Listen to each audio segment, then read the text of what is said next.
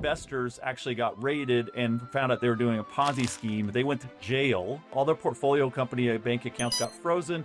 We didn't get any of the funding that we were promised. Tell me about what that feeling was like. The worst part of it for me, I was highly stressful. What am I going to do? Hard to sleep. That's not a good state. So survival mode for sure. 2020 is like a banner year for the company because we doubled the revenue of the company in 1 year. So we raised 53 million. That was the biggest round at that point. 330 is a massive round. It's the biggest round I've ever raised up to this point, but it's actually the biggest Series B ever in Utah history. We want to fundamentally improve and change contracting. I got really depressed. I finally hit the big win and it feels so hollow. I was happy for a day. And then I was like, now what? I look at my life and say, where could I make bigger impact that would give me true meaning and purpose? And JobNimbus is by far the best opportunity I have in my life.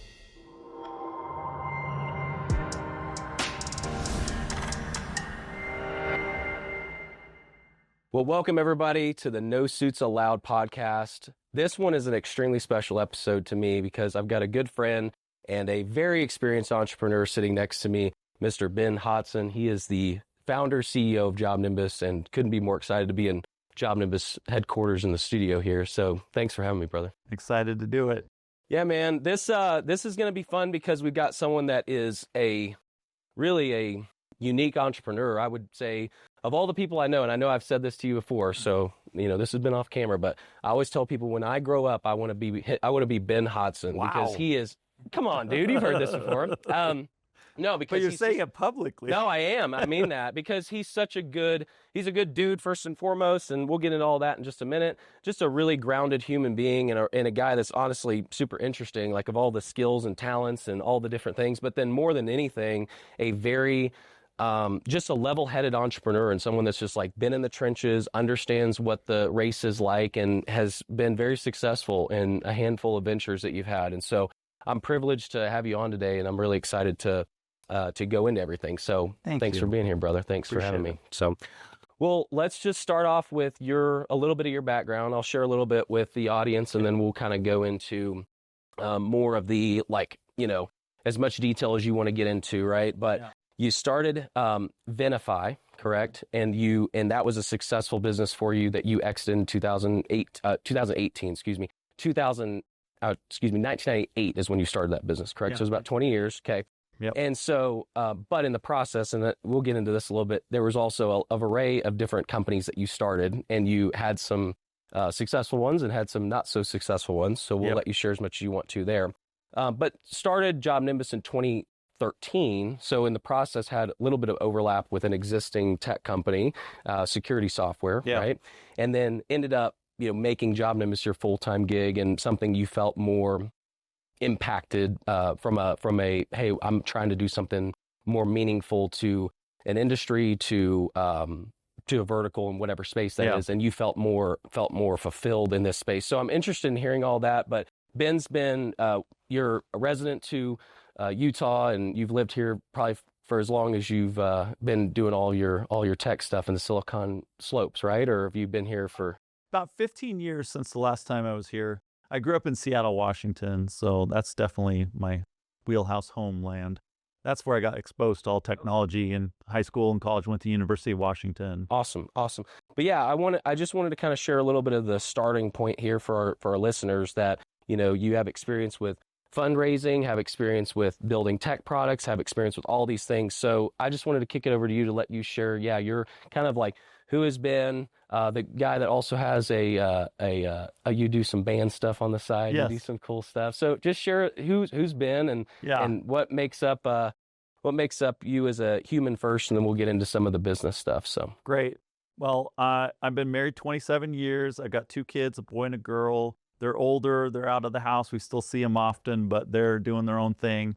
And I have many passions. JobNimbus is my top passion right now, but I love music. I write and record music and play a lot of instruments. I grew up playing piano and guitar, and then I started a bluegrass band in the early 2000s and learned banjo and mandolin and played a lot of resonator dobro style. And so I know a lot of different instruments now, play drums and bass and keys and that sort of thing, and record my own music, and that's a passion of mine. I'm working on an album right now on the side.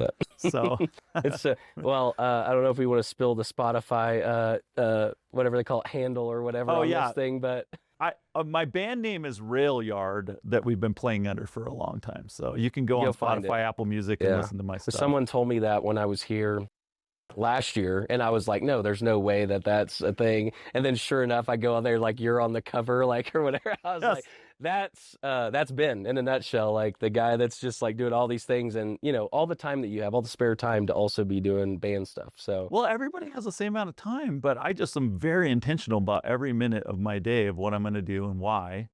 And you can get a lot done in just 2 hours of focused work. I can write a song, or I can start recording a couple parts, and you do a lot of neat things. But getting into some of that, and before we do, I want to ask you, like, the timing side of things with because we're going to get into a lot of substance today, but the time. One thing I have realized just in our personal text back and forth or things that we've discussed is you really are, like, I know a lot of people, and this is something I want the listeners to hear too, is a lot of times you have guys that they seem to have it all figured out, or they tell you one thing, they do another. Everything that I've gotten from you, at least from my vantage point, I'm not living in JobNimbus headquarters every day, but is like what you see with Ben, you get. And one of the things that I've seen in our communication is you really are like, hey, I'm focused on this at this time in my life or season of my life, and it's getting my time. And so, hey, as much as I have an intention to get with you, or have an intention to like have a conversation or what, but like those other things, they take priority, and you kind of let people know that. So just kind of starting off there, when you consider the time things, and I know this isn't one of our necessarily big points to discuss today, but like, how do you just keep it all in order? I mean, like when you're talking about someone like yourself that's got all these different passions, all these different businesses, and being able to still be present and be able to, how do you just, what's your psychology and how do you organize your life with that? It starts every morning. I meditate for 15 minutes. And at the end of my meditation, I do an intention exercise. And it's really around like, what is the main things I'm trying to accomplish in my life right now? And I sort of rank those. I say them out loud of what I'm going to do. Like, I will grow JobNimbus to, certain size or whatever, right? And or I will finish my concept album this year or something like that. And then I think about how I'm going to feel when I get to that place. Who's going to be with me? How's it going to feel, smell, taste, everything? And I make sure that I've got like this huge lifting hell yeah feeling. Because if I don't, I shouldn't be working on it, because I'm chasing absolutely accomplishment. That is totally something that's super important to me. So why I say that is because then it's easy for me to say, then what am I doing today to move that needle forward? What's the top thing I could do to move that forward? And that's the one thing I make sure I get done on that thing that day. And a lot of times I don't go to bed till it's done. I get it done. But I try to do that the first thing in the morning, because I have a lot of willpower in the morning too, I've noticed. That's good. Well, in terms of, I think, balance, when you're talking about, and I know I'm going a little off script here, but just because you brought this up, and this is actually really applicable to my life right now. Just got out of a screaming 4 or 5 year season of just, figuring, was a successful entrepreneur, took some chances, didn't work out so well. I think I've shared to you a little bit of that in my own story. And this is not about me, but just to kind of bridge the gap here as to why I'm kind of staying on this topic for a minute. Finding my way back, but finding a lot of sacrifice in the process, and then sacrificing time with family and sacrificing time of just all these things. And now I'm finding myself to come back to center with like, okay, what is this really all about, right? And having to find that balance, which again, I know we talk about that, people talk about that all the time, like what is balance, what is balance? But to you, how do you keep it to where it's, still chasing the vision, still chasing the goal, still having that, as you said, like this accomplishment attitude, but then keeping the other things in life still prioritized, where you can prioritize family, you can prioritize being present, because you're all over the place around here. I know you fly to various parts of the country and even internationally to go to do some of these events. What's the secret sauce to you to like, is it you run your life on seasons, or do you just simply say like, okay, like when I get home, unless it's one of those things you've got to get done that day, it's like I shut it off, and then like I'm there. Like, give me some of that just so I can get some inspiration or some guidance from you on how you coordinate that. I mean, you have to figure out how to live your life in thriving mode and move from surviving mode, because so that's the default. You put yourself in survival mode as an entrepreneur. I've been there, 100%. Yeah. And you almost can't help it. It's like default state. I also happen to believe that most of my success, actually all of my success, I can attribute to sacrifices I was made. I don't think there's any way to get to success without sacrifice. So you have to make sacrifice.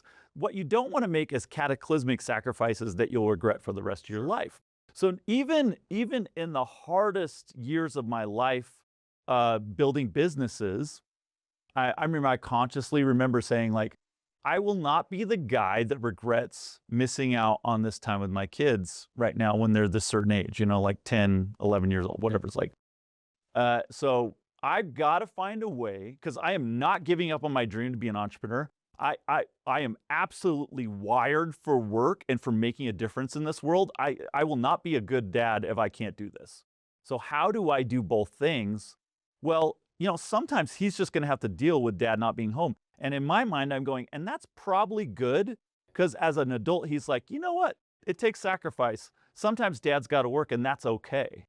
But on the big moments, like being at his certain game that he wanted me to be at, making sure that I was catching the ball with him, doing projects together, man, I made sure not to miss. I would do whatever it took to move things around and pay that time to my family. And now I'm looking back, and we were just having a conversation about this the other day, and it's like, I don't have any regrets about that time with the kids. Like, it was great. And now they're older, and now I don't even have to worry about that as much, But I made it through it with balance. Now, my balance was different than somebody else's. How did you keep but the mental health side of things, and I don't know if you've ever been someone that's, struggled or kept, whatever, but like, is the grounding morning that you have, is that a testament to keeping yourself level-headed through all the things you have going on, or is it just like maintaining? Because I know you're a really positive guy. You're always laughing, always smiling, always very optimistic. And very optimistic.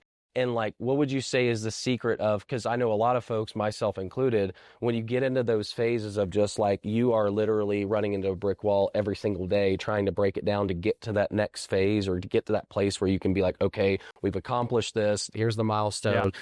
Yeah. What do you attribute that keeping the mental health, or keeping the, like, all of it in proportion, in order? Is it that morning time, that routine, or is it just like the way you view life and view business?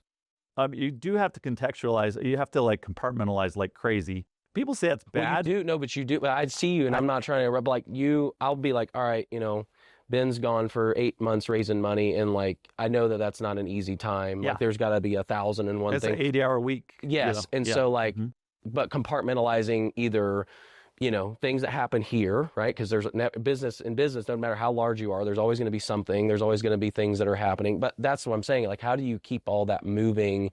Is it just like all the experience and all the years of like realizing what's important to prioritize versus not? Or is it more of the way that you coordinate your life and conduct your mental aptitude and keep yourself, thinking positively or whatever? I mean, just it kind of goes back to when I was 21, starting the first company, 22, somewhere around there, and I had no money, no funding, and I'm like, wow, I didn't make any money this month. Like, how am I going to live? And I've got a wife, I've got a baby on the way, and then in the next month I didn't have any pay, and we got by somehow. And I realized it wasn't like handouts. I would like do a little quick job here to make $300 for food, and you just make it work, if you're a hustler like I am. I'll find a way to get enough money to survive. It was no extra money, and we were living super tight, But then you start going, wait a minute, I think I just got off the drug of salary. I don't think I need that drug anymore. And how could it get any worse than this? Okay, well then I'm actually kind of powerful now, because I can make it through this. Yeah. So then it's like, whenever anything's hitting the fan, I was able to kind of contextualize it into like, I can take it. I can handle it. It's good. Even at a size like your previous company or JobNimbus, you still just carry that same mindset. Yes. Yeah, it doesn't matter how much the winds are blowing. I'm like, there's a way through. It's been worse before. Here we go. The other thing that helps is and I've gotten way better at this, but emotionally regulate yourself. And so I do that through a little mantra I say in my back of my head. when somebody comes in and gives me really bad news or really good news, or I just encounter it, the first thing I say to myself, I've trained myself, is I say, it's never as bad or as good as you first hear. Yeah. And it's always true. It's always true. The best news turns out to not be quite as good. Sure. And the the deal you worst think you news got or the never is yeah. as bad as you first hear, because your brain spirals into what could be from both news. Yeah. And you got to control it, rein it back into like, no, I'm just going to be in the moment right now. And so I've had employees go, this is so weird. I'm telling you horrible news, Ben. And you're like, that's okay. Let's work the problem. Like, you're so calm. But as soon as I start yelling at people or flipping out, nobody's going to come tell me anything. So you've already lost in your company at that point. Yeah. Yeah. Well, and I know that we've skimmed over some of the points already. Give me a little bit of the background of, I know I have notes here, but I'll let you share the kind of the JobNimbus trajectory, if you will. So, you started the business in 2013, and just give us some insight on what that has looked like since, we're now 12 years in. Yeah. And when, I know I have notes here, but again, I'd like for you to share more about just all the detail, or not details, but all the key milestones for you along the way. And then obviously securing Series A in 2020, and then securing Series B in 24 last year. If you could just share a little bit of that as far as what that's looked like. Yeah. And I'll go back to, so leading up to this business, this is my 10th that I'd started. And sometimes I try to do two at the same time. That never worked for me. Maybe it works for somebody, but I got to be all in on something. I've never seen it work if I wasn't all in. Somebody else might be able to run 6 or 7 little things. I'm not sure you're going to make anything into something truly special, though. But it might be good for them. It's just not me. So I'm coming off of one of the worst failures of my career. I had built a Spotify about 5 years before Spotify came out, and it was hot. We had 1 million users. We raised money, and I put all my money. I just all the chips, all in, everything back in. I'm like 100%. This is what I want to do with my time. I'm gonna make huge impact with this. I love music, as you know, and now I can couple it with technology. Awesome. I'm gonna go do this. And our investors actually got raided and found out they were doing a Ponzi scheme. They went to jail. Crazy enough, all their bank accounts got frozen. All their portfolio company bank accounts got frozen. Everything got tied up. I couldn't pay anybody. I couldn't do anything. We didn't get any of the funding that we were promised. Tell me about what that feeling was like. Because when you said anything could be worse, now I understand why you say that. Yes. So Yes. What was that feeling like? Well, actually, the worst part of it for me, I was highly stressful. I was constantly playing it out in my mind. What am I going to do? Hard to sleep. That's not a good state. So survival mode for sure, Yeah. So how do I get out of that? I'm calling every investor I know to try to get them to put money in. Nobody's interested in, because it's all, it's kind of a complicated situation for them to put money into something like that, even though we didn't do anything wrong. And then the hardest thing though is I convinced 2 people to quit their jobs and move to Seattle, where I was starting the company. And I had to call them that week and be like, dude, can you get your job back? And can you take your house off the market? And also, one had already sold and they didn't know what to do. And so I'm wrecking other people's lives at the same time that my life is wrecked. I was in debt. I went from having tons of money that I put into this to being in debt, $500,000, which takes a long time to dig out when you have no income. And that took several years to dig out of that. I even thought about going bankrupt. I short sold my house, moved back here to Utah. So I'm in rebuild stage, looking for my next idea. I'm just doing software consulting, and I come across an insurance adjuster down in Colorado, and he's like, dude, I'm doing adjusting for roofers. And so I'm asking, I'm a very curious person. I'm asking all about the industry. My partner, Nick, was there with me, and we're learning about it, and we're going, dang, there's a lot of opportunity. The software in this industry was not good. And so I got really obsessed with it. That's all I could think about was how do we solve this problem? This is a really cool problem. I'm going to learn everything there is to know about home exterior contracting and just go all in on this. And so we incorporated in 2013. Now, we had no extra money. By that time, I dug out of debt. And I had about $250,000. Nick did too, and we put that into JobNimbus. That was the starting point. It was $500,000 to get it off the ground, and there's just all the savings we had.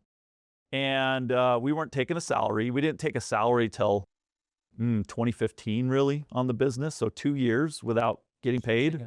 Taking however it performs, Yep. if you even have anything Yep. left over. Yeah. I mean, a lot of months you're getting $300, $400 to live off of each. I remember you so that's what I know. I don't know any of the stuff. I'm glad you're getting into all the stuff leading up to it, because I remember you telling this part of the story last year when we were at the summit event that we're here now. Mhm. And I think you told a little bit about that, like how just like that era was just like grind. And like you were talking about going from having success to like back to a point, and I don't know how much you want to share about that, but just like home stuff. And like, I'm saying like being in a position where you like, there was like, you had downsized your lifestyle so significantly 100%. to be able to make it work. And I don't think I would have made it if I hadn't already gone through that feeling of like, there's no money coming in, you just got to make it work, you know? And my wife was very frugal, just always making every penny go somewhere. She's very supportive. I could never have made it if she didn't believe in me the whole time.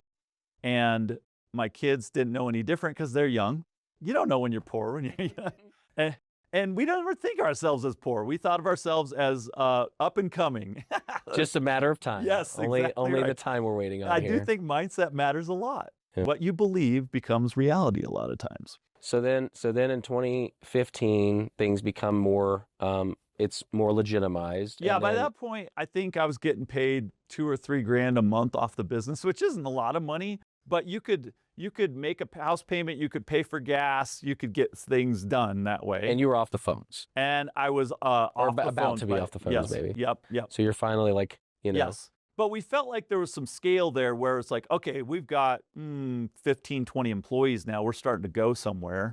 I mean, we were fighting a huge company that had been around forever, 5, 6 years before us, that had a major entrenchment, and they had tons of money because they were using their roofing company to fund their company. Yeah, I was going to say there was only like 2 or 3 players at that time. Yeah. Now there's like everybody and their mother is building a CRM for something. But I mean, at that time, it was really, and we don't need to list them up, but I mean, I know there was only like 2 or 3 it was that like, were. Yeah. Just maybe. 2, basically. Well, and then I was going to say, and that second one isn't even in business anymore. No, right? we took them out. Yeah.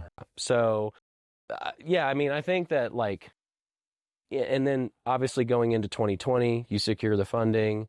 Would you say 2020 was the biggest, like, okay, because obviously you guys had collected a fairly large user base by that point and had a lot of momentum, but was 2020 the year that it was like, because I remember vividly 2020, things started, like the interfaces were changing, things started to change. It was exploding. So was that like, okay, we're now like, this thing is, you felt comfortable. You'd always been putting your chips in, but I'm saying like where it's like, all right, this is going to be something. Yeah, I remember at the end of 2019, I was like, man, I have enough money now to pay my house payment. I was starting to catch up on it, pay all my bills every month. I don't have to slough any utility bill or anything. I was 5 months behind on my house payment, so I was on the edge of foreclosure, but I was catching up that year, and I caught up by the end of that year. And then we're starting to hire people. 2020 is like a banner year for the company because we double the company, the revenue of the company in 1 year. That's what It's a 1% chance a company can do that at our scale and size. And we hired a bunch of people. By the end of that year, we had almost 90 employees. And so a lot more people to help me solve problems together, and massive improvements to the product. We're blowing ahead of the rest of the market in terms of our growth rate and our profitability and all that stuff. Yep. So we raised $53 million from a private equity group. Which we'll talk a little bit about the design of that and what And they did not become majority owners of the company, even though that was the biggest round at that point in home exterior software ever. So it's awesome. So, and then I guess pivoting back just a hair to the 2018 era, because that was whenever you sold your previous company, right? It was 2018. It was actually like a little bit later than that, but it was in that zone. So in that zone, and at that time, obviously and I don't know if you were willing to share, I know it was like a $1.2 billion exit of that entity. You sold, and you were the largest stakeholder, right? In that situation. Single shareholder. Largest single shareholder. A lot of venture capital hands in the cookie jar over there. Okay. Yes. And like when that happened, did you just say, all right, now, because I don't imagine this was the case, but I have to ask because you obviously got a sum of money at that time, did you just say, cool, now I'm going to put all black on JobNimbus? Or what did you do in that era, just out of curiosity? Believe it or not, I took massive risk. And so that's one of the reasons that the investors didn't take full control, because I rolled a majority of the risk. Actually, my partners did too on JobNimbus. We're like, we believe in this. Yeah. We want money to grow. We're not trying to take a bunch of money off the table and then double down. And I just did that again last year. Yeah. So that round was 330. Yes, 330 million on Series B. Yeah. And now let's pivot into okay, we're caught up to present day. How many employees? How many, what is at scale? And for those of you that are watching this, the office at JobNimbus, I think if I remember right, you guys started in one level and then we were one part of the 6th floor. Yeah. Now we're the 6th and the 5th, and we're taking over the 4th. Yeah. So it's growing here. And it's very, the space is great. You can feel the morale, feel the camaraderie. Everybody seems to really enjoy everybody. But just talk about, present day and just what this looks like. And then let's pivot into some of that private equity conversation, since it's I know it's a hot topic. My opinions about things from the exterior side, not the tech side, is it's highly disorganized still. There's a lot of things that have to happen in order for it to still get organized. Yeah. But just from the psychology that you had going into your, conversations, and with it being private equity, I'm interested to know more about that. But why don't you share a little bit about where the business is now, and then what did your conversation, or I guess let's pivot from there and say, what did that look like in terms of your dedication of time and energy? And then we'll eventually pivot into what is PE looking for in your eyes? So, Yeah. So we're just shy of 300 employees right now. So much bigger scale of operations, and we're rapidly hiring. I think we've hired more than 50 people just in the last 3 or 4 months. So we're still hiring, even though the economy is a little bit shaky. We're doing well. It's a lot of sacrifice and effort to build a company to this scale and size and go where we're going next. And so we're not kidding ourselves. It's not going to be hard, but we're up for the challenge and we're going to make it work. I love it. Well, okay. I know I'm skipping around here. Let's talk about what is next for JobNimbus, and then we'll come to PE. Why don't we talk about that? Okay. Your vision, because it probably makes more sense and flow for this conversation. When you say, all right, we're here, this is where the journey that has been to this point, what is the next? I think we've talked about behind closed doors of the next 5 years or whatever, and you've kind of outlined that for me. But what does that look like both from the consumer side and the folks that you're working with as contractors to service them alongside the business itself? Yeah, 330 is a massive round. I didn't realize the scale and size of it is the biggest round I've ever raised up to this point. I've raised a lot of money, but that was a huge number. But it's actually the biggest Series B ever in Utah history. Wow. And the next closest is 200 million. And that was 3 years ago. There's a lot of businesses here, brother. I know. It's insane, right? So it's the scale and size of this thing is wild. How do you get somebody to give you $330 million? But you have to have an incredible story about how you're going to take the company to the next level. Because that is a huge amount of risk for that firm. That was the biggest number that Samara had ever given a single company in their firm's history, and they've been around a long time. So that's our new investor. So why did they do that? Well, because they very much believe in what we believe, that we want to fundamentally improve and change contracting how it's done right now. And specifically home exteriors is what we're obsessed with. So we have a ton of roofing companies, ton of fencing companies, gutters, siding. That's kind of our wheelhouse that we live in. That's what we focus on. And our vision is to automate their entire business end to end. Our mission is to make them a hero. And to make them a hero, you have to make them more efficient. They have to be able to get 5-star reviews doing less work. And so if you want them to have the life balance that they want to have, you want to have the great life. I say it this way. If you want to give the business to your kids or give it to a private equity company for money, then it's the same problem. If they look at it and say, I don't want to sign up for that nonsense, they're not buying it. The kids aren't signing up to be part of it, right? Yeah. If they look at it and say, Dad is running an incredible company, he's a leader in the community, he's highly philanthropic, he has time to throw the ball with me in the evenings, he's got his crap together, I can't wait to honor Dad's life and be the next owner of that business. And the PE goes, that's the business I want to buy. And we'll talk about more about that. But that's really what we're setting out to do. And so we have to automate more of the business. We're all in on AI. We got a ton of cool stuff coming out. We just launched this big AI Assist AI product you probably heard about. That's basically it'll do all your answering of all your calls for you, book appointments. It's all hooked into JobNimbus. Is really the future already happening right now. And we're the first ones with meaningful AI features in this whole industry. And that's how fast we're moving. And then we've got a vision longer term to even automate the contracting work itself, the actual building portion. So we've got big plans for robotics and tools and everything to automate end-to-end the contracting business. We think we can fundamentally change how it's done and make lives so much better. That's interesting. Well, cool. Let's talk the private equity side, because I know that, we hear that thrown around a lot in the industry right now. I've shared my 2 cents a minute ago. I've shared enough in previous podcasts and my own, like for whatever I've had experience at the contractor level, helping guys get their businesses sold. I'm curious to know your thought process.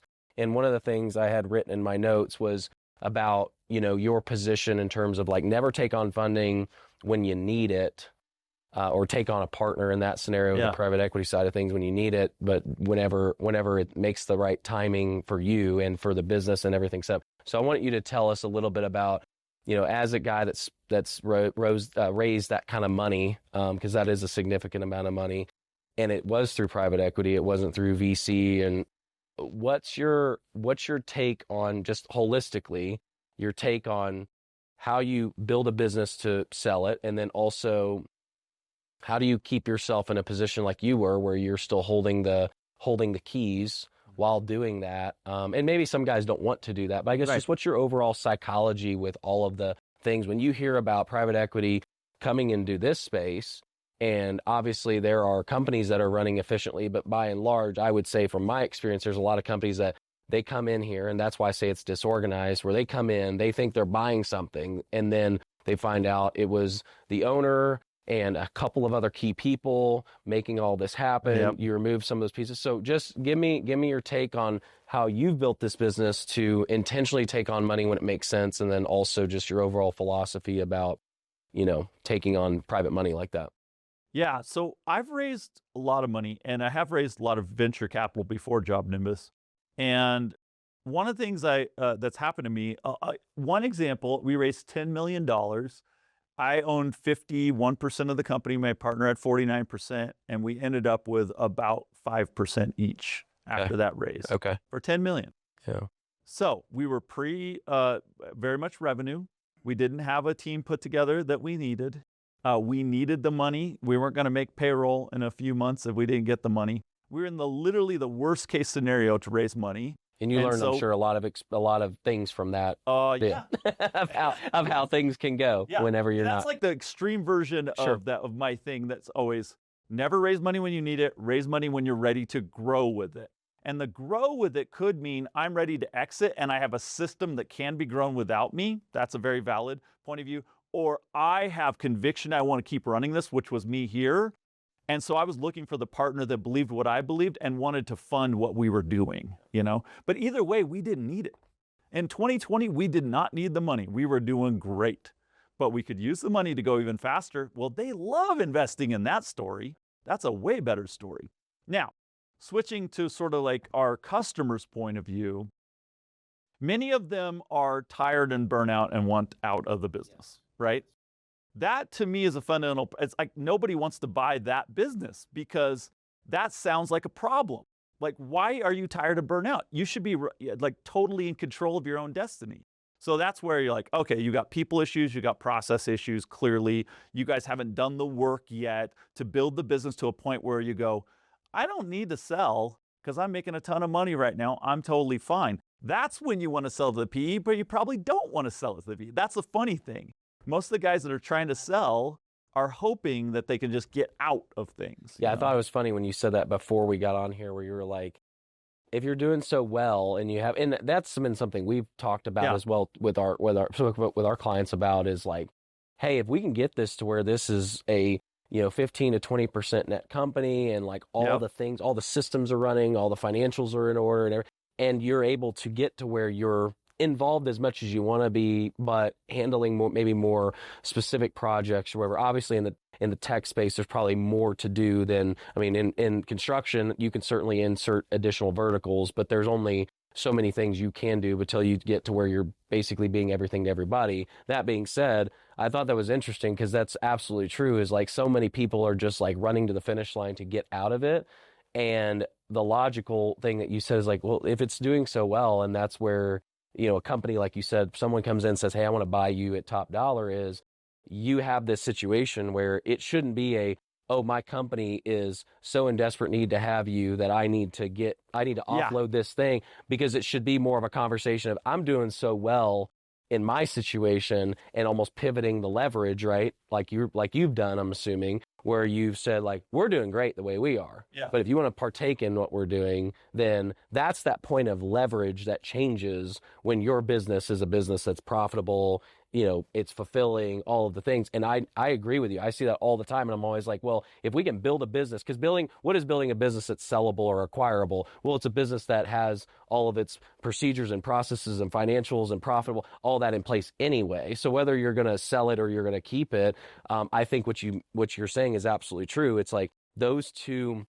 scenarios, hey, I'm going to keep it or I'm going to sell it, should still be surrounded by the common denominator of my business is thriving or my business is doing exceptionally well, not, oh, it's in disarray or I'm tired of it, I'm ready to get rid of it, because then, like you said, that leverage flips to them, right? To the acquiring company or to the private equity entity or whoever it is, because then they're going in there saying, well, you almost like, you need me more than I need you, you know what I mean? Or whatever, if that makes sense. So, yeah. So one way you can think about it, and this should be like a big aha moment if you haven't ever considered this, but they are buying the future value of your business. They're not buying what it's worth right now. They're buying what it's going to be worth in 5 years. So what you're trying to do is say, we're running it in such a way that it's going to be this much more valuable by this date. And then they underwrite and say, well, then we could afford putting 10 million into this or 20 million or whatever number it is into that right now, because that's going to turn into this return within 5 years. So a few tricks with private equity. Ask them what they are telling their investors that they're going to do as a return. If they're telling their investors they're going to give a 4 times their money in a 4 years return, that's crazy. Almost nobody ever gets that. It'd be great if it happens for you, but nobody's going to get it, which means that they're going to have a very bad time with your investment. So you're looking for somebody that's more in that zone where you think it's legit, could happen. Then, do you have a plan with your own business that could grow it to that point to get them there? Because that's actually what you're going to sell them on, is like, hey, we're 10 million right now, but we could be 28 million within 4 years. And here's my plan to get there. And I'm ready to get out because I'm 70 or whatever. There might be a good reason to get out. Then that's a legit situation to go after. It's so funny when you say that, because so many times the idea comes from the private equity side. Yes. Of like almost the casting of where the are you vision. guys going to be? Yeah. Exactly. And then it's like, what you're saying, that it's almost like funny to me that you even have to say that, but it's true, because I didn't even think about that till now, that like, if you can't cast your own vision of the things that you've got in place, and you need them to almost like, headhunt you to a point where you're like, hey man, this makes sense for you, this makes sense for you, you're probably not in a position of leverage. You're probably not in a position where you're ready to do something like that, because like you said, they're interested in the long term, and I think that that's a good point where you said that, understanding who their money's tied up with and what they're telling. I didn't even think about that.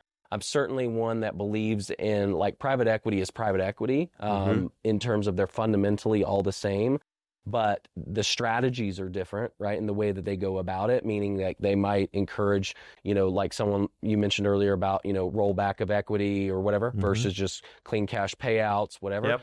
And I've always been a big proponent of understand the strategy and understand what they're trying to accomplish, of whether that's to keep you around or not keep you around. Like, understanding their vision is super important. But I think what you said that I haven't even thought about is like getting a better understanding of who their money is tied up with and who they are making the promises to from their investor in, because I think that also, like you said, cues you into who you're working with and like what type of promises they're making. You can ask them, just say, what's your investment thesis? Like, tell me how you're underwriting my deal right now. And they'll give you the bullet points. And then if you're wanting to stay in the business with them, you better be fully aligned with that. If you're wanting to get out of the business, you better make sure that the plan you're leaving them gets them there, because it never works to make sure the investor doesn't win. It only works if they win and you win, especially if you ever want to go do anything again. That's good. Yeah. I have seen, and we'll pivot off of this and start to wrap up here. I've seen so many come in. There was kind of 3 rounds of it. Like actually in around 2020, there was like an initial kind of like whatever. Yeah, that's when it all started to get hot. It again happened in like the 22 to 23 time. And then it hit real hard last year, like the end of 23 and in the beginning of 24. It was like tons and tons and tons of deals.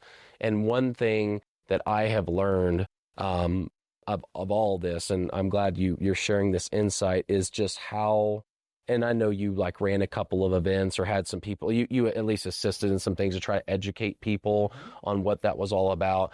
But I think the reason that I feel that it's highly disorganized is because so much of these deals are predicated on the momentum of what is happening in the industry and not so much on the soundness of the deals and like them being, and I'm sure you know, but there's been a lot, and it's really unfortunate when you have someone that's been in business for 30, 40 years, maybe been a generational thing, you sell it off, then they're already in its first 6 months to 12 months making a consolidative effort, trying to get things, because they did a deal without really, the PE did a deal without really understanding what they were getting into, but then also the contractor didn't have a very clear lens of what they were trying to accomplish. It was just like money exchanging hands and not really actually being an intentional move, you know what I mean, other than to get out, right? Like you said. And so it's really unfortunate, but there's been some people that I'm sure you have We've friends had customers buy back their companies because they're still screwed up. It's crazy. You know? And that's one thing that I think if we just leave it on this is, and I appreciate your insight and your experience. Obviously, you've raised a ton of money, and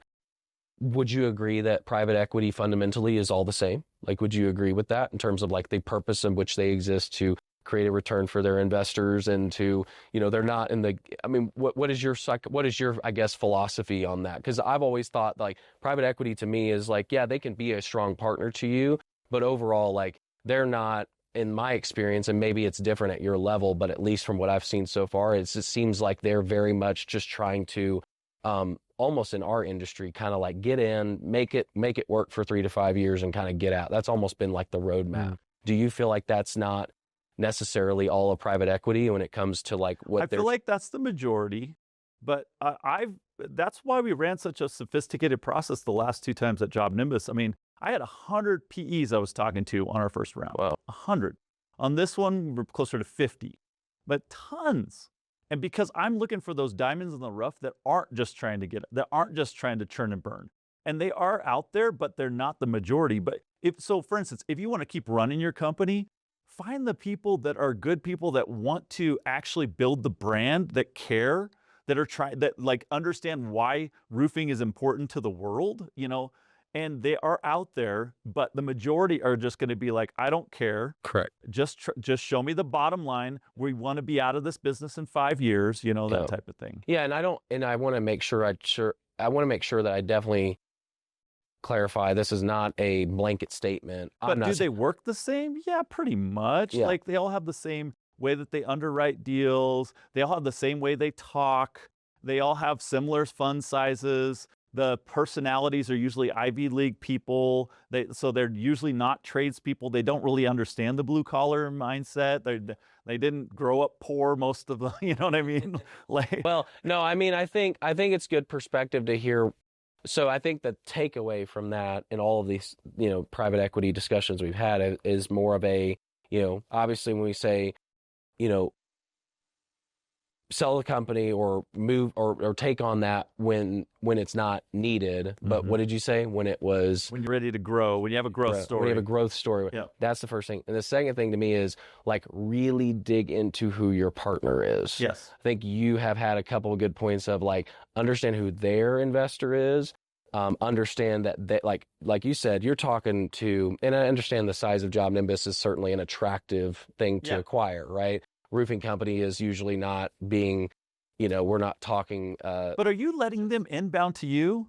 Don't let them control that. And you should be, if you're serious about selling, you're like, we have a playbook exactly how we're setting the business up. We know what we're doing in 5 years, and we are calling these 10 guys. I just went on ChatGPT and I looked up, roofing companies that or PEs that buy roofing companies that are this size of company that specialize in this. You get a list. You go outbound to them. And you set the context, and you're like in control of the conversation. And that's what I was going to say is your position on all of the things I've heard so far has been, I've been the one to kind of control the narrative and be very intentional about how that goes. And nothing happens to me in life, I happen to it. That's how I think about it. And that's where I think a lot of guys, I don't want to say get got, but they do, especially in this era with what's going on. It's like they get super... they get wine and dined or whatever the case is in the not literally, but in the context of just like how those firms operate. And then they get so loyal, or they get kind of caught up in this, like, I have to do something because, oh my gosh, what if this opportunity evades me and I can't, that's right. And instead what you're talking about is the exact opposite of, I'm controlling the narrative. I'm controlling the conversation. I'm going to make sure that, hey, if I've got to interview 100 of them, that I'm picking the right one, rather than what, we all know the stories, even as of recent, of people doing things under the understanding that the intention of that private equity firm was much different than what has enacted over the last. Because they'll tell you whatever, you're dating. Correct. Yeah. Once you're married, the divorces suck. So you don't want to get into that. I love it. Well, all right. So we've covered a lot of things. Last thing I want to discuss before we wrap up. I know we've been a little longer than what we intended, but this has all been great. Yeah. And I appreciate you sharing. I mean, I know we skipped over this but I think this would be a good way to round this out. I think in general, when you see success, which we talked about at the beginning before we got onto the pod, we were talking about when you sold your initial company and, obviously a large exit, the single largest individual shareholder, it was a highly profitable business based on what I know you told me, but it didn't bring fulfillment. It didn't bring hey, I'm changing the world in a positive manner. I'm not. So the thing I've written down is success doesn't equal fulfillment. And obviously a lot of entrepreneurs find that along the way. You've found that in a very significant way. What are the things for you that you look at, when you're talking about JobNimbus or just your life in general? What do you feel like is the main intention? I know you're looking to change the world and, create, contractors to be heroes and all these things that I truly believe and feel that when I come here. But what is the thing that you're like, man, this is and if it's always just a ever moving target, that's fine. But what is the thing that you, with JobNimbus or whatever, that you're really focused on to create that's going to bring you fulfillment? What's the end goal almost for you if you had to define that? Yeah. I'll answer it by telling you a quick story. So my second company that I built was called Auction Trust Network. My wife had fraud on eBay, and I thought there's got to be a way to see these sellers, and you could probably use the eBay data to figure out if they're going to cheat you or not. And so I wrote an algorithm that did that, and it was a little plugin in the browser, and every time you went to buy on eBay, it would say whether you could trust that seller or not.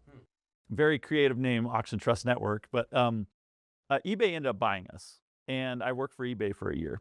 And that have anything? I'm just to cut you off, but does that have anything to do with the whole trust system they have now, or their rating system? 100%. Yes. Cool. That's cool. That was the beginning. That's super cool, man. That's why they bought us. So I worked over there for a year, and that was my first big win. They bought the company, and I was 50, 60% owner of the company at the time. So I got a big amount of money in my bank account, lots of zeros. And I was like, I finally did it. I finally hit the big win. And I got really depressed.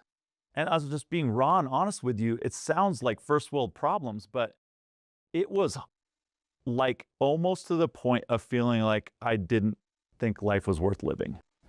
And I didn't know why, because my brain doesn't work that way. I'm a very positive person usually, but I felt like I was purposeless. And because since I'd been in college, I've been an entrepreneur. I've been trying to have the big win. And I suddenly get it, 7 years in or something like that. And it feels so hollow. It feels like I was happy for a day. And then I was like, now what? And that's when I was like, oh, I am wired for meaning and purpose.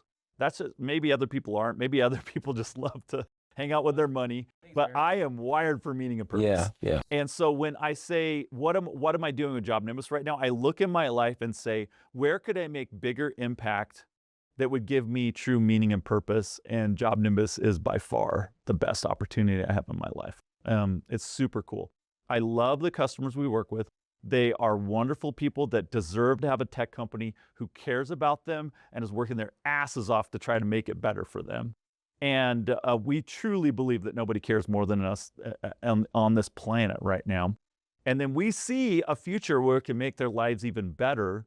And we're working every day to make that happen. And to me, that is so fulfilling. And so it's like, I didn't even start chasing money anymore. Now, the weird thing is, if you just go chase impact, a lot of money comes, but I don't care because I'm chasing the impact of it. Now, that's easy for me to say because I've got money, but man, that was a big aha moment for me, and it changed my whole life. Cool. Well, if you had to leave us with anything in terms of the best learning experience, the best, the best thing that you could leave with the audience around all of the experience that you have, and all of the seasons that you've experienced, and all the 10 companies, what do we say? 6 of them failed, 4 of them, I would say 2 or 3 very viable, 1 kind of somewhat viable, and then all the rest just kind of like, and you said a statistic before we even hopped on, you're like, yeah, it's pretty statistically. Pretty normal for an entrepreneur. But I think when we see like failure, and we're not going to go into all the sayings that are, oh, you have to have failure before you have success, all that sort of stuff. All those things are true, but I think a lot of people, they just, even someone like yourself that seems like he's got the golden spoon and everything that he touches turns to gold. The reality is, like, there's been a lot of hustle, a lot of time. And I know we didn't get at all of those things today, but if you had to give the audience, the listener, one final message of what you would like to leave in terms of what you've learned over all these years of doing all the things that you've done and accomplished, failed, success, all the things in between, what would it be? I was thinking about resilience because in the end, here's what I'd say. And it goes back to our private equity conversation. The big difference in life is that some people have the will to go do something and other people don't. And it matters if you have the will to go make an impact or go build a business that's great. And it matters if you don't. That's back to that intentionality. So I would say that start with, like, what do you uniquely want to bring to this world? How can you uniquely make the world a better place through the business you're building? Focus on the impact of it, because that's what will keep you going through the hard times and give you the resilience. And then I just know money will come. If you keep going, I don't have a single entrepreneur friend that hasn't hit big if they stuck with it. The only ones that didn't were the ones that flamed out and just gave up. Yep. Can't give up in the process. That's for sure one of the big keys too, is you gotta, usually those, and I said this, I think, on my last podcast, because there was an entrepreneur that went through a lot and has finally gotten on the other side. And it's that common theme of the impact focus, and then literally just continuing to play the game. Don't give up. Just keep playing it, So that's great. Well, it's been a pleasure, brother. Thank you for letting me do this. Yes, sir. And learning as much as I can about your story. And hopefully this has impacted those that are listening and will be able to gain a lot of wisdom from you and your journey, because you definitely have had a run, and it's only the beginning, man. You're just starting. It's cool. The I definitely have a lot of motivation to keep going hard. So. Yeah. Well, we're excited to run alongside that too in the partnership we have. So, well, everybody, thank you for watching this week. And if you have enjoyed this, please like, subscribe, share to anybody that you feel like would be able to have some use and meaning from this message, because it's really an important interview that we just did here, and someone that's got a lot of experience and could probably impact the next entrepreneur. So thanks for watching, and we'll see you next week. And again, no suits allowed.